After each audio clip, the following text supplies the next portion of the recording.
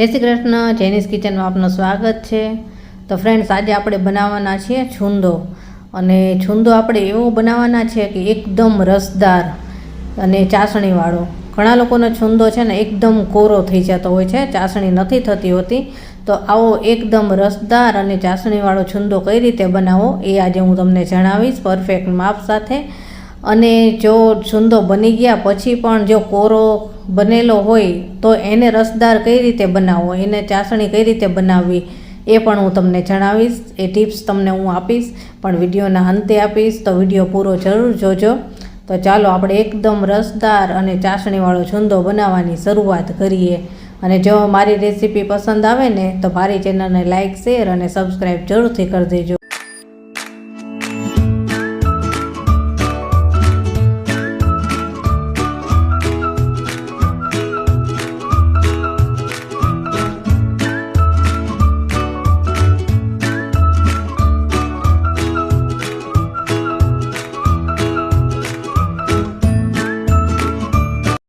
એકદમ રસદાર અને ચાસણીવાળો છૂંદો બનાવવા માટે આપણે અહીંયા રાજાપુરી કેરીનો ઉપયોગ કરવાનો છે। અને આ 1 કિલો છે વજનમાં।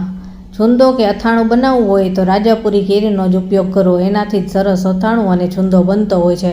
તો સૌથી પહેલાં આની આપણે છાલ કાઢી લેવાની છે। આ કેરીને મેં સારી રીતે ધોઈ લીધેલી હતી અને પછી છાલ કાઢી છે। તો આ રીતે છરીની મદદથી આપણે બધી જ છાલ કાઢી લઈશું। તો બંને કેરીમાં આ પ્રોસેસ આપણે કરવાની છે, છાલ કાઢી લેવાની છે। જો પિલરની મદદથી તમારે છાલ કાઢવી હોય તો પિલરની મદદથી પણ તમે છાલ કાઢી શકો છો। ઘણા લોકો કેસર કેરીના અથાણા અને છૂંદો પણ બનાવતા હોય છે, તેનું પણ સારું જ બને છે। પણ સૌથી સારું અથાણું કે છૂંદો જો તમારે બનાવવો હોય તો રાજાપુરી કેરીનું જ બનતું હોય છે, એટલે હું તો હંમેશા રાજાપુરી કેરીનો જ ઉપયોગ કરતી હોઉં છું। તો આ બંને કેરીને આપણે છાલ કાઢી લીધી છે અને હવે આ કેરીને આપણે છીણવાની છે।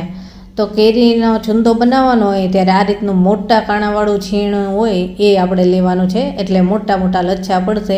એ રીતના જે મોટા લચ્છા પડે તો એનો છૂંદો એકદમ સરસ થતો હોય છે, એટલે મોટા કાણાવાળી છીણી હોય એવી ઉપયોગ કરવાની। આ રીતે એકદમ લાંબા લચ્છા પડવા જોઈએ એટલે છૂંદો સારો બનશે। તો આપણે આ રીતે બંને કેરીનું છીણ કરી લઈશું। આ રીતે લાંબુ અને જાડું છીણ પડે એ ધ્યાન રાખવું। એક વખત આ રીતે કેરી ઘસ્યા પછી પાછી ઉપર લાવી અને પછી જ ઘસવાની, એટલે લાંબા આ રીતના લચ્છા થશે। તો બે કેરીને આપણે સરસ રીતે છીણી લીધી છે। હવે આ છીણને આપણે જે વાસણમાં છૂંદો આપણે કરવો છે એ વાસણની અંદર જ લઈ લેવાનું છે, એટલે સ્ટીલની તપેલી આપણે ઉપયોગ કરવાના છીએ। અથાણું કે છૂંદો કરવો હોય તો સ્ટીલના વાસણનો જ ઉપયોગ કરવાનો। તો આ એક સ્ટીલની તપેલીની અંદર મેં બધું છીણ લઈ લીધું છે અને આનાથી ડબલ સમાય એટલા માપનું આપણે તપેલું લેવાનું। તો સૌથી પહેલાં તો આની અંદર આપણે 2 ચમચી મીઠું એડ કરીશું અને 1 મોટી ચમચી ભરી અને હળદર એડ કરવાની છે। મીઠું અને હળદર બંને નાખ્યા પછી આને સરસ રીતે આપણે મિક્સ કરવાનું છે કે આ કેરીના બધાય છીણની અંદર મીઠું અને હળદર સારી રીતે મિક્સ થઈ જવું જોઈએ। હળદર અને મીઠું આપણે કેરીના છીણમાં નાખીશું એટલે આ છીણમાંથી પાણી છૂટું પડશે અને પછી જ આપણે આગળની પ્રોસેસ થતી હોય છે। તો આ રીતે સરસ રીતે આપણે મિક્સ કરી લેવાનું છે। તો આ સારી રીતે મિક્સ થઈ ગયું છે અને હવે આને આપણે રેસ્ટ આપવાનો છે। આપણે 1 કલાકનો આને રેસ્ટ આપી દઈશું। તો ઢાંકણ ઢાંકી અને 1 કલાક માટે આને આપણે રાખી દઈએ, પછી જ આપણે આગળની પ્રોસેસ કરીશું। એટલે હળદર મીઠું પણ મિક્સ થઈ જાય અને થોડું પાણી પણ છૂટે, પછી આગળની પ્રોસેસ થાય। તો હવે આ 1 કલાક જેવું થઈ ગયું છે અને હળદર મીઠું સરસ રીતે મિક્સ થઈ ગયું છે। અને હવે આની અંદર આપણે ખાંડ એડ કરવાની છે। ખાંડ એડ કરીશું પછી આ એકદમ સરસ લિક્વિડવાળું થઈ જશે। આપણે 1 કિલો કેરી લીધી છે તો એના સામે આપણે 1.25 કિલો ખાંડ લીધી છે। જેટલી તમે કેરી લ્યો એની કરતાં 1.25 ખાંડ લેવાની, એટલે એકદમ સરસ ચાસણીવાળો અને રસદાર છૂંદો બનીને તૈયાર થશે। તો આ મેં 1.25 કિલો ખાંડ લીધી છે, 1 કિલો અને 250 ગ્રામ। તો બધી જ ખાંડ આપણે આ છૂંદામાં એડ કરી દેવાની છે અને હવે સારી રીતે આને મિક્સ કરી લઈશું। ખાંડ અને આ કેરી જેમ જેમ મિક્સ થશે ને એટલે તરત જ ખાંડનું લિક્વિડ થઈ જશે અને તરત જ ચાસણી થવાની શરૂઆત થઈ જશે। આ રીતે જો થોડી જ વારની અંદર બધી જ ખાંડ મિક્સ થઈ જશે અને તમને તરત જ દેખાશે કે તરત ખાંડ ઓગળવા લાગી છે। બધું જ માપ પરફેક્ટ હોય એટલે તરત જ આ ચાસણી થવા લાગે છે અને છુંદો એકદમ સરસ બનીને તૈયાર થાય છે. તો આ સરસ રીતે ખાંડ મિક્સ થઈ જાય ત્યાં સુધી એને આપણે મિક્સ કરવાની છે અને કેરીના લચ્છા તૂટી ના જાય એ રીતે જ આને મિક્સ કરવાનું. તો બસ આ જો મિક્સ થઈ ગયું છે અને જોઈ શકો છો કે એકદમ સરસ રીતે ખાંડ ઓગળી પણ ગઈ. આ ખાંડ છે ને જેવી કેરીની અંદર મિક્સ થાય ને એટલે તરત જ ઓગળવા લાગશે અને આ રીતે ચાસણી બનવાની શરૂઆત થઈ જશે. તો આ મિક્સ થઈ ગયું છે સરસ અને હવે આને આપણે થોડું લેવલમાં કરી લઈએ અને પછી આને આપણે એકદમ પાતળું કોટનનું કપડું હોય એવું કપડું ઢાંકવાનું છે એટલે એની અંદર જે સૂર્યપ્રકાશ હોય એ જઈ શકે. એ આપણે આ તડકા છાયાનો છુંદો છે એટલે આને તડકે રાખવાનો છે. તો આ રીતનું મારી પાસે એકદમ પાતળું કોટનનું કપડું છે કે જેની અંદરથી તડકો જઈ શકે, એને પ્રકાશ મળે એવું કપડું છે આ. તો આવું પાતળું કપડું લેવાનું અને એને આપણે તપેલીની ઉપર બાંધી દેવાનું છે. આ ઓગળતા જો સારો તાપ હોય તો 2 થી 3 દિવસની અંદર જ ખાંડ ઓગળી જતી હોય છે અને છુંદામાં મિક્સ થઈ જાય છે. પણ જો બહુ તાપ ન હોય તો ઘણી વખત અઠવાડિયું પણ થતું હોય છે. તો આને આપણે આ રીતે દોરી બાંધી દઈશું અને આ છુંદાને આપણે રોજે આખો દિવસ તડકામાં તપવી અને સાંજે ઘરમાં અંદર લઈ લેવાનો હોય છે અને રોજે આને જ્યારે આપણે તમે ફરીવાર મૂકો પાછા તડકામાં ત્યારે ચમચાની મદદથી આને થોડું મિક્સ કરી લેવાનું, ઉપર નીચે કરી લેવાનું. તો આ રીતે આપણે 3 થી 4 દિવસ આને એ પ્રોસેસ કરતું રહેવાનું છે.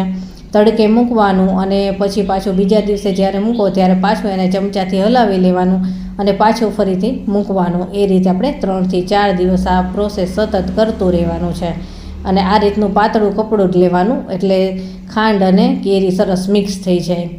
તો હવે આ 4 થી 5 દિવસ જેવો સમય થઈ ગયો છે અને હવે આપણે આ જોઈ લઈએ. આને આપણે રોજે જોયું જ છે પણ તમને લોકોને હું આજે 3 થી 4 દિવસ પછી બતાવું છું. જો એકદમ સરસ રસદાર અને ચાસણીવાળો છુંદો બનીને આ તૈયાર છે. બસ આની અંદર હવે જે કાંઈ મસાલા નાખવાના હોય એ બસ બાકી છે અને પછી આપણો છુંદો તૈયાર થાય. પણ આ રીતે જો આ રીતનો તમે માપ લેશો એટલે આ રીતનો રસદાર અને ચાસણીવાળો છુંદો થઈ જશે. અને હજી હું તમને આગળ એ પણ ટિપ્સ આપીશ કે કોરો છુંદો બન્યો હોય તો તમારે શું કરવું. હવે આની અંદર આપણે 8 થી 10 મરી, 4 થી 5 લવિંગ અને 4 થી 5 ટુકડા તજના લીધા છે. આ બધા મસાલા નાખશો એટલે એકદમ ટેસ્ટી છુંદો લાગશે. અને ખાસ કરીને આ આખું જીરું લીધું છે મેં, 1 ચમચી જેટલું લીધું છે. એ તો જરૂરથી નાખવાનું. છુંદો ખાતી વખતે જ્યારે જીરું 2 દાંતની વચ્ચે પીસાય ને ત્યારે એકદમ સરસ ટેસ્ટ આવતો હોય છે એટલે આખું જીરું જરૂરથી નાખવું. તો આટલા મસાલા નાખવાના છે અને આ મસાલાને આપણે થોડા શેકી લેવાના છે. બહુ એકદમ વધારે પડતા નહીં પણ થોડા થોડા જ, કે આ મસાલાની અંદર જે કાંઈ થોડું ભેજનું પ્રમાણ હોય ને એ દૂર થઈ જાય એટલા માટે બસ થોડા જ આપણે એકાદી મિનિટ માટે શેકી લઈશું અને એકદમ ધીમા તાપે જ શેકવાના છે. તો આ શેકાઈ જાય પછી આને પાછું આપણે ઠંડા થવા દેવાના છે. પછી જ આપણે છુંદાની અંદર એડ કરવાના છે. તો આ રીતે થોડી થોડી વારે પાછું હલાવતા રહીશું એટલે ઉપર નીચે થાય તો બધા જ ભાગમાંથી ભેજ દૂર થઈ જાય. તો બસ આ શેકાઈ ગયું છે અને હવે આને ઠંડુ થવા દઈએ અને પછી જ આપણે છુંદામાં એડ કરીશું. છુંદો ઘણા લોકો આ રીતના મોળો જ બનાવતા હોય છે એટલે કે આવો પીળો, અને ઘણા લોકો તીખો બનાવતા હોય છે લાલ મરચું નાખીને. તો આપણે અત્યારે તીખો બનાવવાનો છે, લાલ મરચાંવાળો. તો સૌથી પહેલાં આમાં આપણે 1 ચમચી ભરી અને લાલ મરચું એડ કરીશું. તીખું તમને ફાવતું એટલું નખાય. અને હવે આ મસાલા ઠંડા થઈ ગયા છે તો બધા મસાલા પણ આપણે સાથે જ એડ કરી દેવાના છે અને હવે આને આપણે સરસ રીતે મિક્સ કરી લઈશું. જો તમને હજી વધારે તીખો છુંદો ફાવતો હોય તો મરચું થોડુંક વધારે પણ એડ કરી શકાય, પણ હું 1 ચમચી એડ કરું છું. અને આ એકદમ સરસ રીતે એકદમ માપે તીખો થાય છે, બહુ તીખોય નહીં અને મોળોય નહીં, એ રીતનો બને છે. તો બસ આ મિક્સ કરી લેવાનું છે અને આ બધું મિક્સ કર્યા પછી પણ 3 થી 4 દિવસ થાય પછી આ બધા જ મસાલાનો ટેસ્ટ એકદમ છુંદામાં મિક્સ થઈ જાય ત્યારે એકદમ સરસ પરફેક્ટ છુંદો બનીને તૈયાર થઈ જતો હોય છે. તો બસ આ છુંદો હવે તૈયાર છે અને પ્લેટમાં કાઢીને પણ તમને બતાવું કે એકદમ સરસ રસદાર બનેલો છે. જો પ્લેટમાં કાઢીએ ત્યારે આ રીતે તરત જ ફેલાઈ જાય છે અને ચાસણી ઉપર આવી ગઈ છે એટલે તમે જોઈ શકો છો કે એકદમ રસદાર અને ચાસણીવાળો છુંદો બનીને તૈયાર છે. અને હવે હું તમને ટિપ્સ આપીશ કે જો તમારે છુંદો કોરો બની ગયો હોય તો એને શું કરવું. તો તમારે એક કેરી લેવાની છે 500 ગ્રામ જેટલી, વજનમાં 500 ગ્રામ હોય એવી. અને એને આપણે જે રીતે પહેલાં કેરી છીણી એમાં હળદર મીઠું નાખ્યું એ પ્રોસેસ કરવાની, 1 કલાકનો રેસ્ટ આપવાનો. અને એમાંથી જ્યારે પાણી છૂટે એવું લાગે ત્યારે એને આપણે હાથેથી દબાવી અથવા તો કોઈ કોટનનું કપડું લઈ એની અંદર એ છીણ નાખી અને પછી એકદમ નીચોવી અને જે એ કેરીનું પાણી જે નીકળે છે ને એ પાણી નીકળે એને છૂંદાની અંદર તમારે એડ કરી દેવાનું અને છૂંદાને એકદમ સરસ રીતે હલાવી લેવાનું. અને પછી તમે જોશો એટલે એકદમ સરસ આવો ચાસણીવાળો છૂંદો બનીને તૈયાર થઈ જશે. એટલે જો તમારો છૂંદો કોરો બની ગયો હોય તો કોઈ ચિંતા કરવાની જરૂર નથી. આ રીતે બસ એક કેરી લઈ આવવાની અને કેરીને છીણી અને બસ એ પ્રોસેસ કરી લેશો એટલે એકદમ સરસ છૂંદો બનીને તૈયાર થઈ જશે. તો હવે આને આપણે બરણીમાં પણ ભરી લઈએ.